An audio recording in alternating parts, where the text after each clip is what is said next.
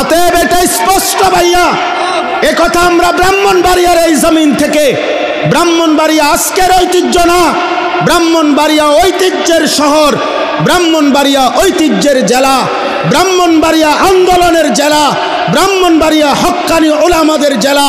ব্রাহ্মণবাড়িয়ায় কোনোদিন কোনো শিরিক কুফর, কোনো ভণ্ড বেশরা, কোনো কাদিয়ানি মুরতাদ কেউ ব্রাহ্মণবাড়িয়ায় বুক ফুলে দাঁড়াইতে পারে নাই। ব্রাহ্মণবাড়িয়ার বড় হুজুরের রক্ত যেই জমিনে, ইমানদার ওলামাদের জমিনে। অতএব আজকে ব্রাহ্মণবাড়িয়ার জমিন থেকে কিশোরগঞ্জের ওই চূড়ান্ত বেয়াদব ফজলুর রহমানকে স্পষ্ট করে বললাম, তোর মতো বেয়াদব গত 100 বছরে বাংলাদেশে জন্মায় নাই। তুই স্বাধীনতার পক্ষের না, তুই স্বাধীনতার শত্রু, তুই এদেশের শত্রু বেটা।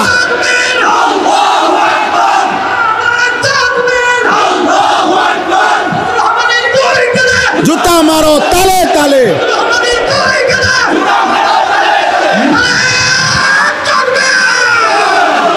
কিশোরগঞ্জের ওই বেয়াদব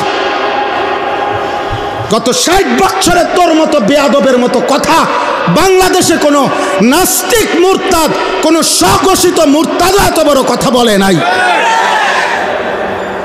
সে দেশের মা বোনদেরকে বলছে যে আপনারা আলেমের সন্তান পেটে নিবেন না। আরে বেটা বেয়াদব, তোর মতো বেয়াদবকে, তোর মা বাপকে যদি কোনো আলেমে দিন বিয়ে না পড়াইতো, তো তুই ফজলুর রহমান কোনো নেককার চরিত্রবান কোনো পবিত্র নারীর ঘরে জন্ম নিতে পারতি না বেটা। তুই এখন মোল্লা চেনো না? ইসলাম এক জিনিস, মোল্লাতন্ত্র আরেক জিনিস। ইসলাম তোর আব্বার, ইসলাম তোর বাবার নাকি বেটা? হ্যাঁ, ইসলাম তুমি আনছো নাকি? এজন্য এটা স্পষ্ট, এই বেয়াদব চূড়ান্ত বেয়াদব বাংলাদেশের জমিনে ইনশাআল্লাহ এমন নিকৃষ্ট বেয়াদবের বিচার হবেই হবে ইনশাআল্লাহ, কোনো সন্দেহ নেই ইনশাআল্লাহ।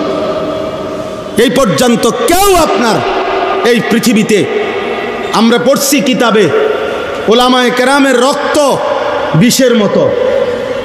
বিষ যেমন মানুষকে শেষ করে দেয়, ওলামায়ে কেরামের রক্ত নিয়ে কেউ ছিনিমিনি খেললে, ওলামায়ে কেরামের ইজ্জত নিয়ে কেউ ছিনিমিনি খেললে, খোদার কসম, রব্বে কাবার কসম, আল্লাহ তাআলা ওই ব্যক্তি, ওই গোষ্ঠী, ওই দলকে বেইজ্জতি, লাঞ্ছিত, অপমানিত করেই করে, করেই করে, করেই করে। এজন্য 16 বৎসর যারা জুলুম করেছে, ওলামাদেরকে বেইজ্জতি করেছে, আজকে তারা নাই। মামুনুল হক এখনো বাংলার জমিনে বহাল আছেই আলহামদুলিল্লাহ। মামুনই আছে।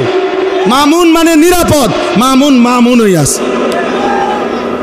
ফ্যাসিস্ট নাই, জালেম নাই, অহংকারীরা নাই, অহংকারীরা নাই। এটাই রবের ফয়সালা, এটাই আল্লাহর ফয়সালা।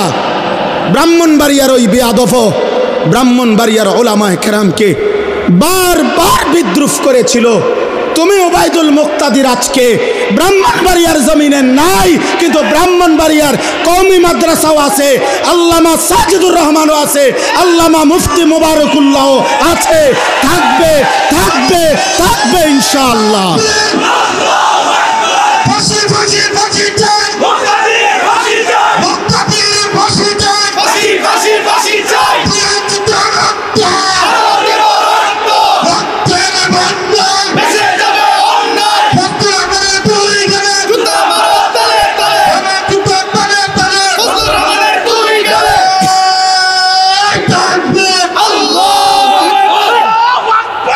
এটা ভুলে গেলে চলবে না ইনশাআল্লাহ। ইনশাআল্লাহ বলেন ইনশাআল্লাহ। হ্যাঁ, মুসলমান 16টি বছর আমাদেরকে জঙ্গিবাদ, এই সমস্ত উগ্রবাদ, এই সমস্ত শব্দ বলে বলে ইসলামের পবিত্র বিধান জিহাদ এই শব্দটা উচ্চারণ করতে দেয় নাই। অথচ আমরা স্পষ্ট বলবো, ইসরাফিলের ফু পর্যন্ত আল্লাহর এই জমিনে জিহাদ ছিল, আছে, থাকবে ইনশাআল্লাহ। এজন্য জিহাদ থাকবে কিনা বলেন? আপোষ না জিহাদ, আপোষ না জিহাদ, আপোষ না জিহাদ। ইসরায়েল না ফিলিস্তিন, ইসরায়েল না ফিলিস্তিন? জিতবে কে? ফিলিস্তিন। বলো ভাই ফিলিস্তিন।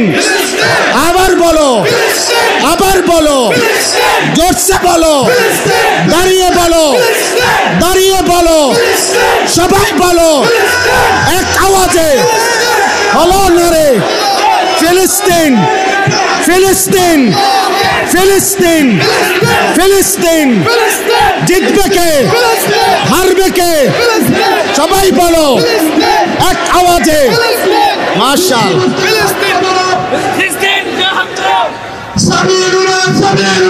আল জিহাদ, আল জিহাদ, আল জিহাদ, আল জিহাদ, সাবিলুনা সাবিলুনা, তারিকুনা তারিকুনা, আল জিহাদ, আল জিহাদ, ফিলিস্তিন, ফিলিস্তিন। জিন্দাবাদ, জিন্দাবাদ। ইনশাআল্লাহ, ইনশাআল্লাহ 10ই মে, 10ই মে শনিবার ফজরের নামাজের পরে সালাম ফিরায়া পাকিস্তানের মধ্যে মুজাহিদ সেনাবাহিনী ভারতের উপরে যখন আক্রমণ করেছিল চূড়ান্ত 3 ঘন্টার ব্যবধানে আমেরিকার থেকে ফোন আসছে, বন্ধ করে দাও, পারতা না। শেষ পর্যন্ত মোদি বন্ধ করে দিয়েছে। এজন্য যে রব্বুল আলামিন মোদিকে বেইজ্জতি করেছে, সেই মালিক নেতানিয়াহুকে ইনশাআল্লাহ ধ্বংস করে দেবে ইনশাআল্লাহ, ইনশাআল্লাহ। এজন্য ইসলাম থাকবে, কোরআন থাকবে, জিহাদও থাকবে ইনশাআল্লাহ। বলেন ইনশাআল্লাহ। চলেন আমি আমার এই প্রথম কথায় আবার ফিরে আসি। সম্মানিত হাজিরিন, ইব্রাহিম আলাইহিস সালাম, আমি ওনার কথা বলতেছিলাম। ইব্রাহিম আলাইহিস সালাম মহান আল্লাহ পাকের নবী। আল্লাহ তাআলা তাকে অগণিত মর্যাদা দিয়েছেন। তাফসীরের মধ্যে আছে, হযরত আব্দুল্লাহ ইবনে আব্বাস রাদিয়াল্লাহু তাআলা আনহুমা বলছেন, আল্লাহ তাআলা ইব্রাহিম আলাইহিস সালামের মোট 30টা পরীক্ষা নিয়েছেন। কোন মুফাসসিরিনে কেরাম বলছেন আল্লাহ তাআলা ইব্রাহিম আলাইহিস সালামের 70টা পরীক্ষা নিয়েছেন। এই সমস্ত পরীক্ষায় উত্তীর্ণ হয়ে ইব্রাহিম আলাইহিস সালাম চূড়ান্তভাবে গোল্ডেন এ প্লাস পাইছেন, মানে চূড়ান্তভাবে উত্তীর্ণ হয়েছে। এখন সংক্ষেপ একটা কথা হলো, পরীক্ষাগুলো ছিল কি বিষয়ে? এক বিষয়ে পরীক্ষা ছিল, মূলত একটা বিষয়। পরীক্ষার আইটেম ভিন্ন ভিন্ন, কিন্তু বিষয় একটাই। একটা বিষয় কি?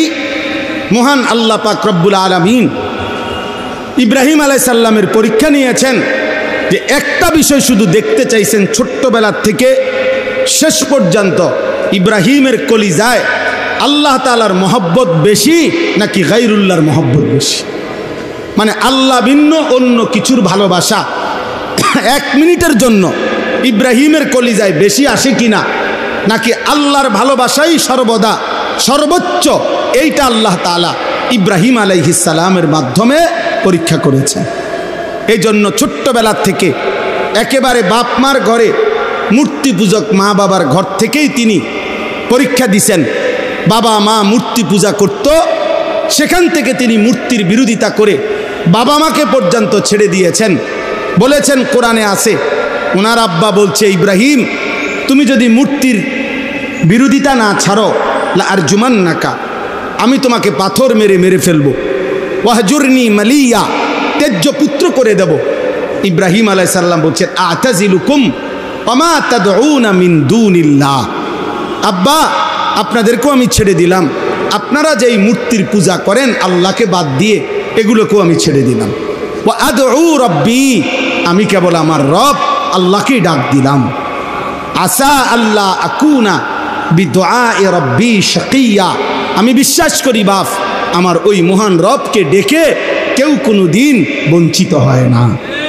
আল্লাহকে ডেকে কেউ হারে না, আল্লাহকে ডেকে কেউ বঞ্চিত হয় না। এই যে ছোটবেলা আগুনের কুণ্ডলিতে পরীক্ষা দিছে, জিব্রাইল, ইসরাফিল, মিকাইল, আজরাইল 4 জন ফেরেশতা পর্যন্ত আয়েশা সাহায্য করতে চাইছে যে ইব্রাহিম আপনি বললে আমরা আগুনের কুণ্ডলি থেকে আপনাকে হেফাজত করব। ইব্রাহিম আলাইহিস সালাম বলছে, তোমরা সরো, যার জন্য আমি আগুনে পড়তে যাচ্ছি সেই মহান আল্লাহ রব্বুল আলামিন আমাকে দেখতেছেন। হাসবি আল্লাহ, আমার আল্লাহই আমার জন্য যথেষ্ট। তো ফেরেশতাদের সাহায্যের আবদার প্রত্যাখ্যান করে পরীক্ষায় উত্তীর্ণ হয়েছেন। আল্লাহ দেখতে চাইছেন আগুনে পড়ার মুহূর্তেও গায়রুল্লাহকে ডাকে কিনা। না ডাকে নাই। কাকে ডাকছে বলেন না? কাকে ডাকছে? আল্লাহকে ডাকছে। 84 বছর বয়সে আল্লাহ তাআলা ইসমাইল আলাইহিস সালামকে ওনার সন্তান হিসাবে দান করছেন। এই ইসমাইলকে নিয়ে বড় 3টা পরীক্ষা নিছে আল্লাহ ওনার কাছ থেকে। 1 নম্বরে ওনাকে প্রথম বলছে যে তোমার সীমাহীন কান্নাকাটিতে আমি তোমাকে ইসমাইলের মতো সন্তান দিলাম, তবে তারে কোলে নিতে পারবা না, তাফসিরে আছে, আদর করতে পারবা না, চুমা দিতে পারবা না, শুধু তাকায় তাকায়া দেখবা। তিনি বলছেন মাওলা আমি মানি, আমি আপনাকেই ভালোবাসি, সন্তানকে না, আপনাকেই বেশি ভালোবাসি। কয়দিন পরে আল্লাহ বলছে ইব্রাহিম ছেলেটাকে এতদিন তো দেখতে দিছি, এখন আর দেখতেও দেব না, চোখের আড়ালে তার মা হাজেরা এবং ইসমাইলকে দূরে দিয়ে আসো, চোখের আড়াল করে দাও। ইব্রাহিম আলাইহিস সালাম বললেন আল্লাহ আমি এটাও মানি, আমি আপনাকেই বেশি ভালোবাসি, দিলাম চোখের আড়াল করে। তো আল্লাহর ঘর কাবার কাছে রেখে আসছেন। কিছুদিন পরে আল্লাহ তাআলা বলছেন ইব্রাহিম প্রথমত আদর করতে দেই নাই, তারপরে চোখের সামনে রাখি নাই, এবার আমি তোমার চূড়ান্ত পরীক্ষা নিতে চাই, সেটা হলো সন্তানটাকে জবাই করে আমারটা আমারে দিয়ে দাও। এবার আর চোখেও দেখবা না, চোখের আড়ালেও রাখবো না, জবাই করে দাও। ইব্রাহিম আলাইহিস সালাম বললেন মাওলা আমি পাশ করতে চাই, মাওলা আমি হারতে চাই না, আমি জিতবই, আমি আপনাকেই সবচেয়ে বেশি ভালোবাসি। এই কারণে ইব্রাহিম আলাইহিস সালাম সত্যি সত্যি সন্তানের গর্দানে ছুরি রাখছেন। আল্লাহ তাআলা সেই চূড়ান্ত পরীক্ষায় আল্লাহ তাআলা উত্তীর্ণ ঘোষণা করছেন, কাদ সাদ্দাক্তার রুইয়া, হ্যাঁ ইব্রাহিম পরীক্ষায় কামিয়াব, তুমি সফল, তুমি কামিয়াব। এইভাবে আরও অনেক পরীক্ষা আছে। এই সমস্ত পরীক্ষার পরে ইব্রাহিম আলাইহিস সালামকে আল্লাহ তাআলা এবার বললেন তুমি আমার ঘর কাবা, ওয়া ইদ বাওয়ানা লি ইব্রাহিমা মাকানাল বাইত, আল্লাহ তাআলা বলেন আমি আল্লাহ নিজে এবার আমার বন্ধু ইব্রাহিমকে বললাম সারা জীবনের পরীক্ষার বিনিময়ে এইবার তুমি আমার ঘর পুনর্নির্মাণ করো। তোমাকে আমি আল্লাহ এই সারা জীবনের পরীক্ষার বিনিময়ে একটি শ্রেষ্ঠ পুরস্কার দিলাম, যে আমার ঘর বানাবার সুযোগ অনুমতি তোমাকে দিলাম। ইব্রাহিম আলাইহিস সালাম নিজের সন্তান ইসমাইলকে নিয়ে আল্লাহর ঘর কাবা পুনর্নির্মাণ করলেন। ওয়া ইদ ইয়ারফাউ ইব্রাহিমুল কাওয়াইদা মিনাল বাইতি ওয়া ইসমাইল। আমি এবার যে কথাটা বলতে চাই, এখানে আইসা ইব্রাহিম আলাইহিস সালাম সারা জীবনের পরীক্ষা দিছে, বিনিময়ে আল্লাহর কাছে কিছু চায় নাই, আল্লাহর ঘর কাবা নির্মাণ করছে। এইবার আল্লাহই বলছে ইব্রাহিম তুমি সারা জীবনের পরীক্ষা দিছ, উত্তীর্ণ হয়েছ, আমার ঘর কাবা বানাইতে বলছি তাও বানাইছ, এবার আমি তোমারে কিছু দিতে চাই, তুমি চাও, বলো এবার তোমার কি কি দরকার। ইব্রাহিম আলাইহিস সালাম তখন সন্তান ইসমাইলকে নিয়ে দোয়া করছেন। দোয়ার মধ্যে বলছেন কতগুলো কথা। এই কথাগুলো কি? 1 নাম্বার রব্বানা তাকাব্বাল মিন্না ইন্নাকা আনতাস সামিউল আলিম। আল্লাহ প্রথম দোয়া, আপনার কাছে প্রথম চাওয়া, আপনি আমাদের এই খেদমত, আপনার ঘর নির্মাণের খেদমত আপনি কবুল করে নেন। 2 নাম্বার সংক্ষেপে বলতেছি, রব্বানা ওয়াজআলনা মুসলিমাইনি লাকা। আল্লাহ আমি এবং আমার সন্তান ইসমাইলকে ইসলামের উপরে দৃঢ়তা, ইস্তেকামত, মজবুতি দান করেন। 3 নাম্বার অমিন যুররিয়াতিনা উম্মাতাম মুসলিমাতাল লাক। একজন পিতা শুধু ছেলের জন্য না, ছেলের পরবর্তী জেনারেশন কিয়ামত পর্যন্ত আগত আমার বংশধারা, আপনি প্রত্যেক যুগে এমন এক দল আমার বংশধারার মধ্যে রাখবেন যারা মুসলিম, যারা আপনার হুকুমের 100 অনুগত। এমন বংশধারা যেন আমার কিয়ামত পর্যন্ত হয়, আল্লাহ আপনার কাছে আমি সেই দোয়া করলাম। 4 নাম্বার ওয়া আরিনা মানাসিকানা। আল্লাহ আপনার যত ইবাদত, সমস্ত ইবাদতের নিয়ম কানুন পদ্ধতি আপনি আমাদেরকে বলে দেন, সঠিকভাবে শিখিয়ে দেন। 5 নাম্বার ওয়াতুব আলাইনা, আল্লাহ আপনি আমাদের তওবা কবুল করে নেন। আচ্ছা গেল এগুলো।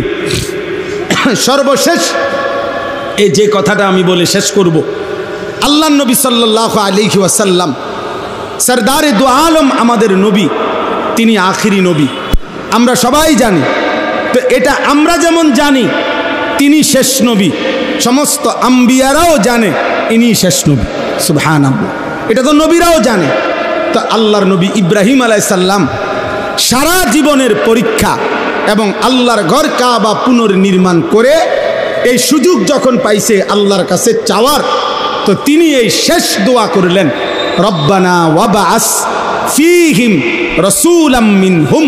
আয় আল্লাহ, আমার ফরিয়াদ ওই আখিরি জামানার পয়গম্বর, ওই আখিরি নবী মুহাম্মদ সাল্লাল্লাহু আলাইহি সাল্লাম, তাকে আমার এই সন্তানের বংশধারায় দান করেন। আমি আখিরি বন্ধুকে চাইলাম, আমি শেষবারের মতো আপনার কাছে এমন একটা জিনিস চাইলাম যেটা আপনার কাছে আছেই কেবল একটা, তিনি রাসূলুল্লাহ সাল্লাল্লাহু আলাইহি ওয়াসাল্লাম। বলেন আলহামদুলিল্লাহ। তাইলে আমাদের জন্য, এই আখিরি প্রজন্মের জন্য, আখিরি উম্মতের জন্য ইব্রাহিম আলাইহিস সালাম আমাদের নবী, আখিরি নবী সাল্লাল্লাহু আলাইহি সাল্লামকে চেয়েছেন। এবং কেন চেয়েছেন? তো ইব্রাহিম আলাইহিস সালাম বলে দিছেন, আমি ওই আখিরি নবী মুহাম্মদকে কেন চাইলাম? এক, ইয়াতলু আলাইহিম আয়াতিকা, আপনার কোরআন, আপনার আয়াত সে আমার এই বংশধারার মধ্যে তেলাওয়াত করবে, এই জন্য। দুই, ওয়ায়ুআল্লিমুহুমুল কিতাবা ওয়াল হিকমা, আমার এই আখিরি পয়গম্বর মুহাম্মদ সাল্লাল্লাহু আলাইহি সাল্লাম আমার এই বংশধারায় কিয়ামত পর্যন্তের জন্য যারা আসবে এই প্রজন্মকে তিনি কোরআন এবং সুন্নাহর আলোকে জীবনের শিক্ষা দিবেন, জীবনের তালিম দিবেন কোরআন সুন্নাহর আলোকে। 3 নাম্বার, ওয়ায়ুযাক্কিহিম, প্রত্যেকটা মানুষের অন্তরকে তিনি শতভাগ পবিত্র করে দিবেন অন্যায়, গুনাহ, আল্লাহর অবাধ্যতা, যত মন্দ আখলাক তার থেকে।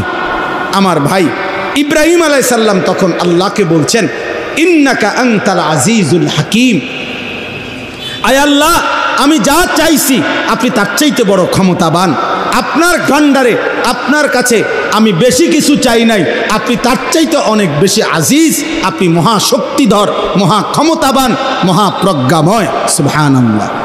এখন আসেন আমার কথা শেষ করতেছি। আমি কেন পড়লাম এই আয়াত? এই পড়লাম হলো আসিরা ফাউন্ডেশন, মানে প্রিয় নবী সাল্লাল্লাহু আলাইহি ওয়াসাল্লামের সিরাত, নবী সাল্লাল্লাহু আলাইহি সাল্লামের জিন্দেগি, নবী সাল্লাল্লাহু আলাইহি ওয়াসাল্লামের হায়াত, পুরা জীবন একজন মানুষের জীবনে যেন বাস্তবায়ন হয়, এই মানসিকতা, এই ফিকির আসিরা ফাউন্ডেশন। বলেন আলহামদুলিল্লাহ। তাইলে ইব্রাহিম আলাইহিস সালাম মুসলমান হিসাবে সমস্ত ইমানদার মুসলমানের জন্য পছন্দ করে দিয়েছেন আমাদের নবী সাল্লাল্লাহু আলাইহি সাল্লামকে, এবং আমাদের নবীর তালিম, আমাদের নবীর তিলাওয়াত, আমাদের নবীর তাজকিয়া, মানে নবী সাল্লাল্লাহু আলাইহি সাল্লাম তিলাওয়াত করবেন, নবী সাল্লাল্লাহু আলাইহি সাল্লাম কোরআন সুন্নাহর তালিম দিবেন, নবী সাল্লাল্লাহু আলাইহি সাল্লাম অন্তরকে মন্দ আখলাক থেকে পবিত্র করে দিবেন। এটাই ছিল ইব্রাহিম আলাইহিস সালামের চাওয়া।